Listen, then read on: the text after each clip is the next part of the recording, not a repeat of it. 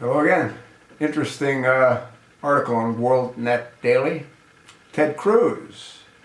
If Christians vote, race would be over. And it talks about Ted Cruz and the influence that his father, Rafael Cruz, had on his son. And I guess I got a couple of questions for Teddy. You want to read the article, it's most interesting. But Teddy explains what he would do. Quote, "If I am elected president, let me tell you what I intend to do on the very first day in office. The first thing I intend to do is rescind every single illegal and unconstitutional action taken by President Obama. The second thing I intend to do is instruct the Department of Justice to open an investigation into Planned Parenthood and the horrible videos that have emerged and expose them, and to prosecute any and all criminal violations by that organization. The administration of justice should be blind to party and technology. The only allegiance of the Department of Justice should be to the laws and Constitution of the United States."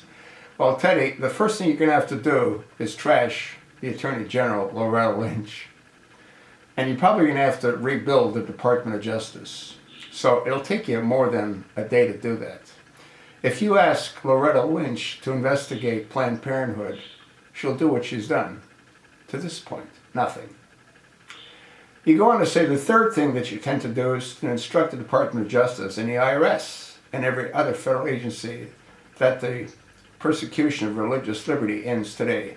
Well, again, you're going to have to get rid of the head of the IRS. You're going to have to get rid of, once again, the head of the Department of Justice. You're probably going to have to do something with the Supreme Court, but you can't, because those jackasses are nominated for life. The fourth thing that you tend to do is to rip to shreds Obama's catastrophic Iranian nuclear deal. The fifth that you intend to do is to begin the process of moving the American embassy in Israel to Jerusalem.